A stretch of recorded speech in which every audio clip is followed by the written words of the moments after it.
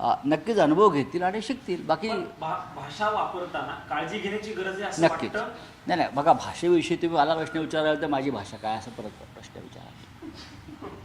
तुम्ही भाषेविषयीचा प्रश्न कोणाकडे काढता? महिलांच्या बाबतीतली भाषा असं मला म्हणायचं. महिलांच्या बाबतीतली भाषा, गुंगी गुडिया ही काय अनपार्लमेंटरी शब्द नाही. गुंगी गुडिया हा अनपार्लमेंटरी शब्द आहे का? नाही. हा नेहमीचा वाक्प्रचार आहे.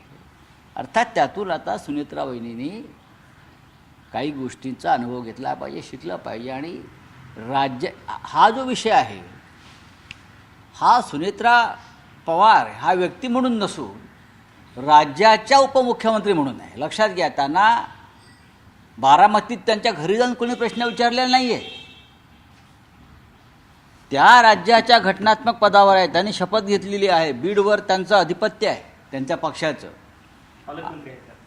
बरोबर ना, आहेत ना.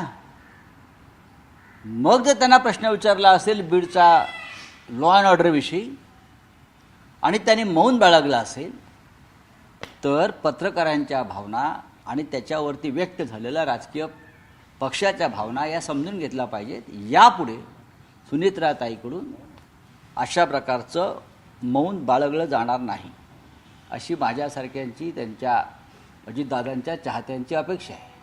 मी मगाशी म्हटलं, तिथे जर धनंजयराव मुंडे असते पालकमंत्री आणि त्यांना प्रश्न विचारला असता आणि त्यांनी मौन बाळगलं असतं तर त्यांच्याविषयी सुद्धा पत्रकारांनी किंवा इतर राजकीय पक्षांनी हीच भूमिका घेतली असती. पुरुषांना गुंगागुड्डा म्हणा फार तर. दोन्ही राष्ट्रवादी आंदोलन करणार आहेत. कशा करता?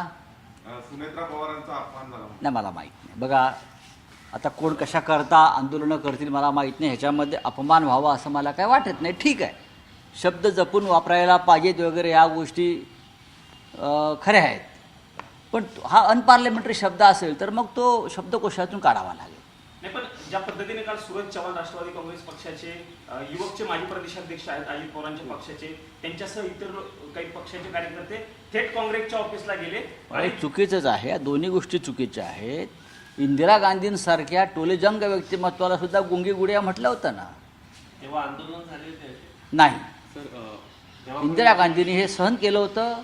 इंदिरा गांधींनी आपल्या कर्तृत्वाने या पुढे गोष्टी सिद्ध केल्या की मी गुंगी गुडिया नसून मी स्वतंत्र निर्णय घेणारी, या देशाच्या राजकारणावर प्रभाव टाकणारी स्त्री आहे. पुढे त्या देशाचा पंतप्रधान म्हणून त्याने जे काम केलं त्याच पद्धतीनं सुनेत्राताई पवार काम करतील.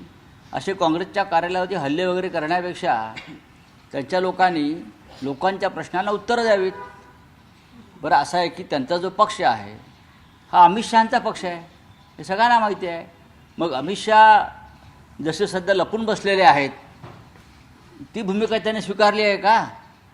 अमित शहांना आम्ही प्रश्न विचारतो आहे की जंतर मंतरवरती लाठीमार कोणी केला, जंतर मंतरवरती पॅलेट गन्स कोणी चालवल्या, आणि ते मौन बाळगून आहेत.